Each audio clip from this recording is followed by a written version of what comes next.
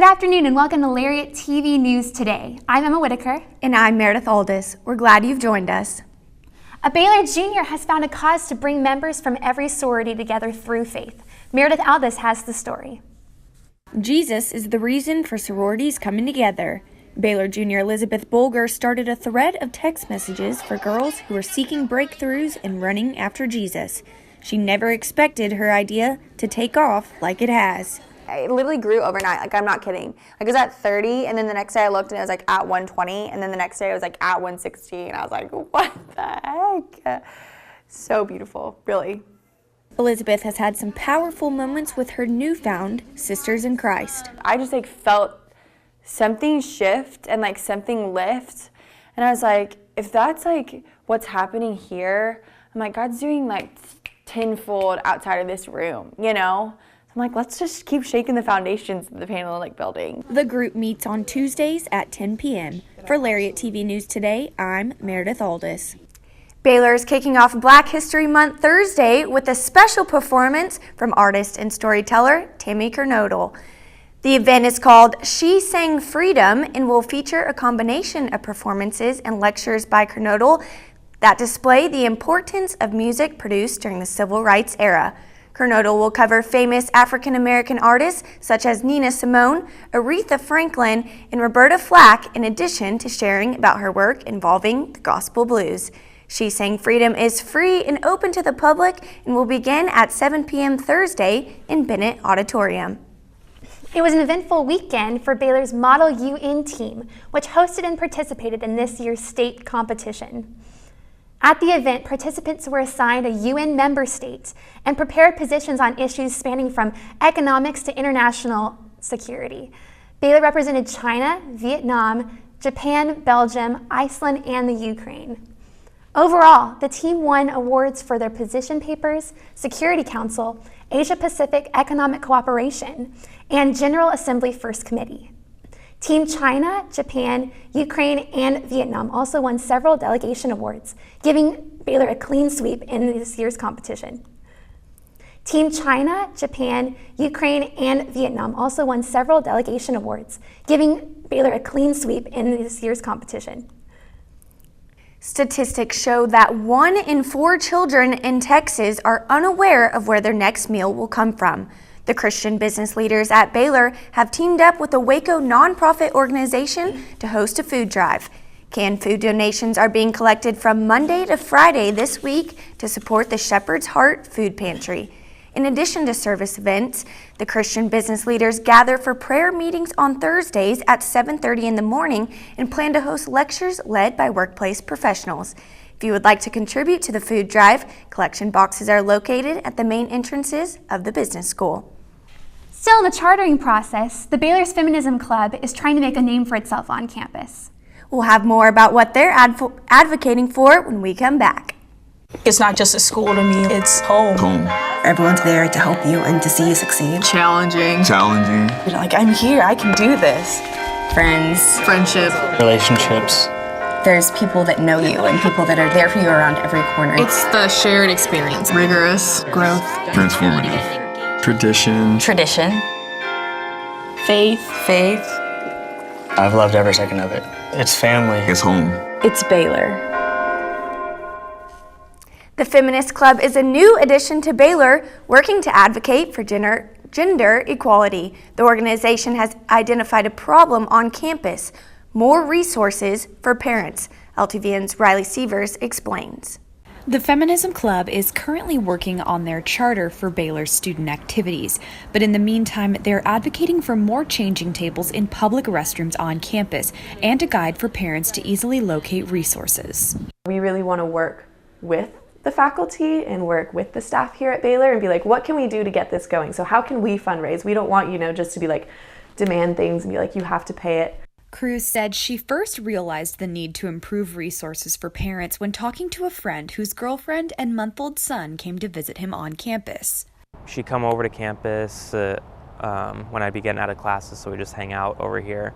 And one of the things we realized is that there really weren't any changing tables that were easy to find. Cruz said they understand most students don't need changing facilities in restrooms, but they want to make sure that students, faculty, staff, and visiting families who do need them have easy access. Assistant Vice President for Media Communications at Baylor, Lori Fogelman, said, "This is certainly an important issue. We do listen and are attentive to ways that the university can better accommodate students, faculty, staff, and visitors with young children." She said the restrooms on the first floor of the Bill Daniels Student Center were recently renovated to be ADA accessible and include changing tables. Renovations are planned for the restrooms on the second floor as well. The Feminism Club is built on 3 core values: intersectionality, being aware that some people in the club have perspectives on issues that others cannot have; gender equality for women and recognizing all genders rather than stigmatizing; and humility in the way that they approach issues. Cruz said that there are negative stereotypes associated with feminism and certain parts of the movement that some people don't agree with, but she has a different perspective. At the end of the day, do I believe in equality between men and women? Yes. Do I think women are capable of the same thing as men and men can do things that women can do? Yes. Do I want to work for equity between the genders so that there can at one point be equality? Yes. So therefore I'm a feminist. Reporting for Lariat TV News Today, I'm Riley Sievers. If you're a student searching for a job or an internship, look no further than Campus Town. Campus Town Waco is an organization that connects college students to local employment and internships completely free of charge, with the goal of keeping students in Waco after graduation.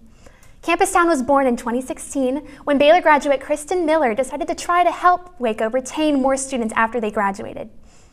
So far, 40 college students have found full-time jobs in Waco through Campus Town, adding up to an estimated $1.6 million in annual wages staying in Central Texas.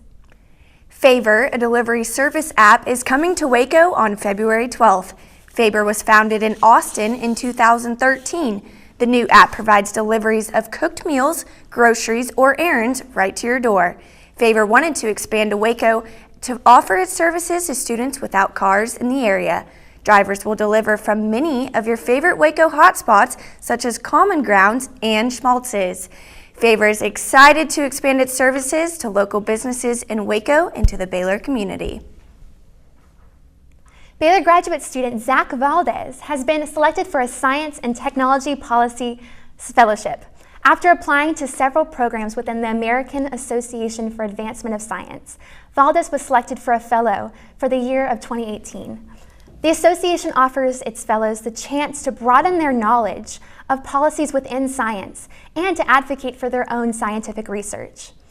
Valdez said the opportunity will not just help his future career in science, but it will also allow him to integrate science outside of the academic world. Today is National Signing Day for high school students. We'll tell you more about how Baylor football is doing this off-season when we come back. It's not just a school to me, it's home. Home.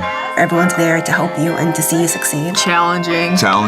Like, I'm here, I can do this. Friends. Friendship. Relationships. There's people that know you and people that are there for you around every corner. It's the shared experience. Rigorous. Growth. Transformative. Tradition. Tradition. Faith. Faith.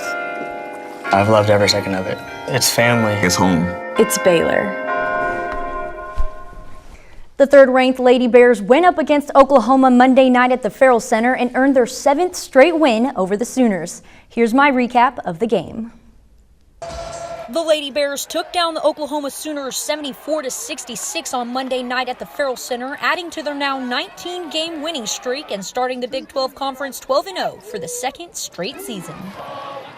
Despite the Sooners' tough defense, the Lady Bears were able to stay in the lead the entire game, with sophomore forward Lauren Cox leading the way with 24 points, along with senior guard Christy Wallace dishing out 12 assists.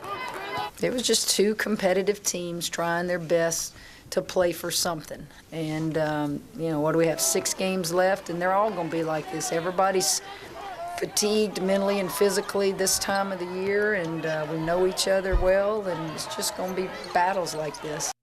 And senior Lady Bear Kalani Brown is now a finalist for the Lisa Leslie Award. It's a national honor presented to the top center in women's NCAA Division I college basketball. Along with this, Brown has been named the 2018 John R. Wooden Award Wendy's late season top 20 list. The 6'7" center is one of the only 2 Big 12 players still in the running for the National Player of the Year award. The other is from the University of Texas, Ariel Atkins. The Baylor men's basketball team traveled to Stillwater, Oklahoma to take on Oklahoma State last night, bringing home a win over the Cowboys 67-56. Manu Lecomte led the Bears with 18 points, helping the team get its first conference road win. Baylor returns to the Farrell Center Saturday for a 1 p.m. tip-off against 10th-ranked Kansas.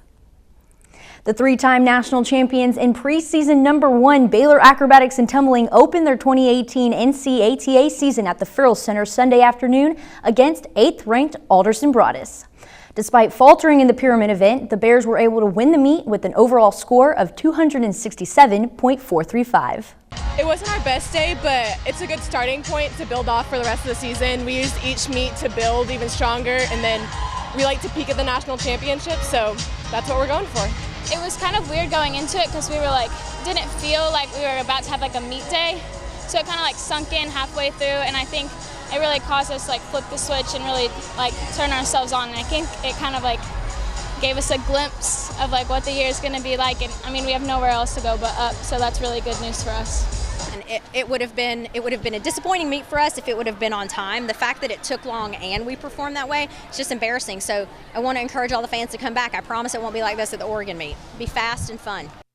National College Baseball Writers Association announced on Monday that Baylor baseball sophomore catcher Shane Langoliers and senior closer Troy Montemayor were named third-team preseason All-Americans. The Baylor baseball team will open their season next week on Friday, February 16th at 6:35 p.m. against Purdue here in Waco.